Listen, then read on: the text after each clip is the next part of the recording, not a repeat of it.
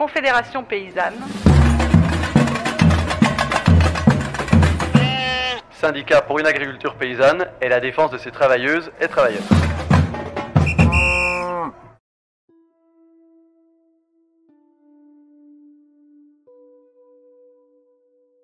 Donc, en matière de revenus, on peut dire que les dernières mobilisations qui ont eu lieu en janvier 2024, qui ont porté sur la revendication sur le revenu, n'ont pas vraiment abouti. Alors, ces mobilisations ont en fait abouti à des promesses fiscales de la part du gouvernement, à des promesses d'application des lois Egalim 1, Egalim 2, mais dans la réalité, aujourd'hui, rien n'est actuellement réalisé. On aurait pu, par exemple, bloquer les accords avec le Mercosur, les accords sur le Mercosur, pour éviter l'importation de produits sans droit de douane dans notre pays, quoi, dans l'Union européenne. En effet, l'application des accords du Mercosur va avoir un impact direct sur le revenu des paysans. Si on prend par exemple le cas du miel, les accords du Mercosur prévoient l'importation de 45 000 tonnes de miel sans droit de douane. Et déjà que nos apiculteurs sont en grande difficulté pour arriver à commercialiser leur miel, ça va les mettre carrément sur la paille, quoi. La crise que l'on vit aujourd'hui dans le monde agricole, ce n'est que la conséquence de décennies de politiques de libéralisation de politique agricole. Et en fait, on assiste à un vaste plan social au niveau agricole. Et si on regarde la population agricole, en 30 ans, elle a baissé de 50%. Et pour arriver à maintenir leurs revenus, les paysans sont obligés d'augmenter à la fois la taille de leur ferme, donc c'est toujours la course à l'agrandissement, et puis le volume de production. Si on prend le cas, par exemple, nous, les agriculteurs bio en Ile-de-France, on assiste à une chute depuis 2 ans des prix de manière extrêmement importante, et on peine effectivement à dégager un revenu, parce que les prix sont extrêmement bas actuellement en agriculture biologique, quoi. Et en matière de revenus agricoles, il y a aussi des grandes disparités. Il y a des fermes qui gagnent énormément d'argent, il y a des agriculteurs qui sont en grande difficulté, et si on regarde les chiffres, il y a presque un agriculteur sur 5 qui est actuellement sous le seuil de pauvreté. Et en outre, l'agrandissement de ces fermes auxquelles on assiste, pour que les agriculteurs puissent toujours avoir du revenu, contribue à utiliser massivement des intrants, engrais, phyto, etc. Et également contribue à la réduction de l'emploi en agriculture. Un modèle contre lequel nous, la Confédération paysanne, on cherche à lutter. Et ces grandes fermes, on peut considérer qu'elles sont de moins en moins autonomes par rapport au modèle qu'on défend, puisqu'elles doivent investir massivement, avoir recourir à des emprunts de manière importante, et elles sont soumises véritablement à un libre-échange mondial, et donc elles sont de moins en moins autonomes, quoi. Ce modèle agricole intensif est largement développé par des méga-fermes, quoi, qui vont produire à très grand volume, à bas prix, et qui vont permettre aux acteurs du milieu de chaîne de dégager des marges importantes. Cette production de masse permet à la fois à l'agro-industrie et à la grande distribution de capter 50% de la valeur finale du produit qui est délivré aux consommateurs, au détriment bien évidemment des paysans. Et la PAC, elle favorise le développement de ces fermes, de ces méga-fermes. Et si on regarde par exemple en 2021, sur les chiffres de 2021, 20% des fermes, de ces grosses fermes, captent plus de 50% des aides PAC. Donc c'est bien ce modèle agricole, et soutenu par la PAC, qui permet ces productions de produits de basse qualité de manière extrêmement importante. Et nous, ce qu'on demande à la Confédération paysanne, c'est qu'effectivement qu'il y ait un plafonnement des aides PAC et une rémunération des actifs par la PAC. La Confédération paysanne défend ou porte 5 revendications pour assurer un revenu aux paysans. Une des premières revendications, des premières mesures, c'est instaurer des prix garantis, des prix minimaux pour les produits agricoles. Ce sont des mesures qui ont été mises en place par exemple pour l'énergie. Pourquoi pas, on peut très bien les mettre pour l'alimentation. Alors nous, on a aussi à cœur au sein de la ferme de pouvoir être solidaire avec les paysans et les paysannes du monde entier. On a reçu la Via Campesina chez nous et c'était vraiment un plaisir de partager, d'échanger. Et au niveau européen, il nous semble très important qu'il puisse y avoir la mise en place de prix planchers de façon à ce que les normes européennes, environnementales et sociales soient les mêmes pour tout le monde et que tout le monde puisse vivre de son travail. C'est pourquoi la Confédération paysanne demande le blocage de tout nouveau traité de libre-échange qui génère une concurrence déloyale entre les agricultures du monde, tels que le Mercosur, le TAFTA, le CETA, les accords avec la Nouvelle-Zélande, tout ça organisé dans une mendisance sociale et environnementale. À la Confédération paysanne, on se bat pour que les aides PAC, elles puissent être redistribuées sur l'ensemble des fermes. Donc aujourd'hui, les grandes fermes ont des grosses aides, donc on essaye de se battre pour que les grosses fermes elles aient des aides qui soient plafonnées et que les petites fermes, comme la ferme que vous voyez aujourd'hui, elles aient aussi des aides. Aujourd'hui, les 52 premiers hectares, on a des belles aides pour les fermes, mais on se bat encore pour que ça soit davantage pris en compte.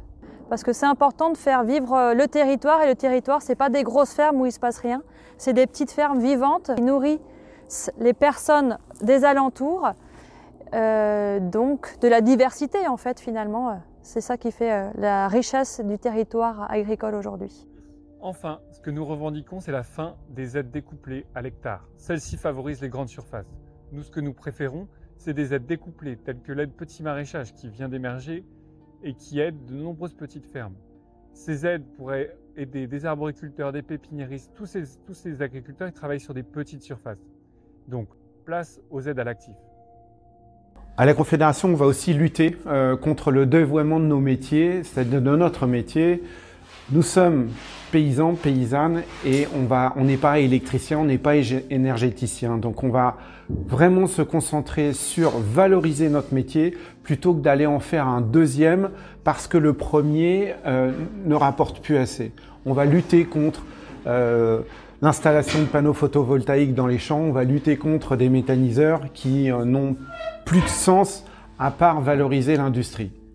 Il faut qu'on aille au bout de la valeur ajoutée des produits que nous produisons sur nos fermes. Et du coup, ici, on a longtemps fait de la farine et puis on a fini par faire du pain. Et cette transformation de blé en farine et en pain permet, sur une ferme de 200 hectares, d'employer 7 salariés et d'avoir un revenu tout à fait décent pour tout le monde et surtout d'avoir la possibilité, si jamais les subventions de la PAC qui ne font que descendre, continuent de descendre, on permet de s'affranchir de ça. Et donc à la Conf, on est persuadé que c'est une solution pour arriver à ce que les paysans et les paysannes sortent de ce marasme économique pour aller vers un revenu décent. Il y a plein de diversifications dites soi-disant intéressantes, celle de l'énergie. Or, c'est, je pense, dévoyer la fonction du paysan ou de la paysanne. Jusque-là, les paysans étaient plutôt enfermés sur le marché de l'économie des céréales, on va parler pour les céréaliers. Demain, en allant sur l'électricité, ils vont être de nouveau enfermés sur le marché de la production d'électricité. Ils ne seront pas maîtres de la production qu'ils vont faire sur leur ferme. L'important, c'est d'être payé pour notre métier et pas d'être payé pour faire un autre métier. Alors à la Conf, on n'est pas contre faire des panneaux photovoltaïques sur les toits ou sur des terres non labourables. Mais la priorité des priorités, c'est quand même d'avoir une diversification où on va être payé pour défendre un écosystème. L'autre problème de la diversification en allant sur méthaniseurs ou sur les panneaux photovoltaïques, c'est qu'on redonne encore une valeur énorme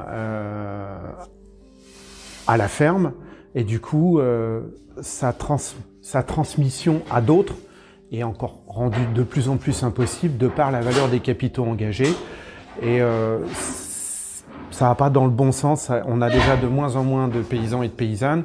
Et du coup, si en plus les fermes sont intransmissibles de par leur valeur, on va aller vers des grands groupes financiers qui vont aller racheter ces fermes pour y faire vraiment une agriculture industrielle plutôt qu'une agriculture paysanne. Donc à la Confédération, on va aussi se bagarrer pour avoir des ambitions bien plus importantes que celles de la PAC 2023-2027 sur les qualités environnementales. Aujourd'hui, ils nous ont pondu les hautes valeurs environnementales, et alors que les hautes valeurs environnementales, ça veut strictement rien dire. Si on a une haie ou un bosquet, ça suffit juste pour avoir les critères pour bénéficier de cette subvention. Bon, ça va de pair avec la suspension du plan Écophyto qui est, de notre point de vue, quelque chose de totalement délirant. Juste en changeant quelques critères, on fait varier les pourcentages de 0 à 30%. Et au moins au moins quand il y avait le contrôle de l'Écophyto, il y avait au moins un guide. Certes, il ne servait pas à grand chose puisqu'on voit qu'il n'a jamais été atteint, mais au moins il y avait des murs, il y avait oui, il y avait des voies à pas dépasser. Aujourd'hui, il n'y a plus ça, donc tout le monde peut faire ce qu'il veut, et c'est catastrophique du point de vue de l'environnement. Donc sur les aides environnementales, il y a eu une grosse, je vais appeler ça une grosse bouffonnerie. En bio, on avait les aides au maintien à l'agriculture biologique, qui aurait dû s'appeler la prime à la propreté, puisque en fait maintien, ça veut dire quoi? Ça veut dire qu'on n'arrivait pas à se maintenir en bio, ce qui n'est pas vrai puisqu'on continue à être en bio, mais cette prime a été arrêtée au profit de le label haute valeur environnementale, HVE, que tout le monde, n'importe quel paysan peut obtenir. Donc ça montre bien cette volonté politique de réouvrir toutes les subventions européennes vers l'agrochimie, l'agropesticide, vers de plus en plus d'engrais, de plus en plus de pesticides et vers de moins en moins de contrôle. On a supprimé l'Écophyto, etc., etc. En conclusion, pour avoir des solutions pérennes et garantir un revenu aux paysans, voter Confédération paysanne, c'est peser dans les chambres d'agriculture pour assurer une autonomie alimentaire, pour valoriser nos filières en circuit court et faire vivre nos campagnes. Des campagnes vivantes, c'est avant tout des campagnes où l'emploi est possible et désirable, dans des fermes où l'agriculture est rémunératrice et dans des fermes à taille humaine, où on respecte l'environnement et également on respecte les consommatrices et les consommateurs. Lorsqu'on regarde le dernier recensement agricole en Île-de-France, c'est moins de 1% des produits par exemple issus de l'arboriculture qui alimentent les franciliens, alors que les franciliens consomment 25% de la production de fruits consommée en France. Donc c'est un non-sens écologique, un non-sens économique d'importer des fruits de loin d'ailleurs, etc. Donc il faut que la Chambre d'agriculture soutienne l'emploi agricole et les producteurs locaux en favorisant les circuits courts et les productions locales. Pour des campagnes vivantes, soyons fermes.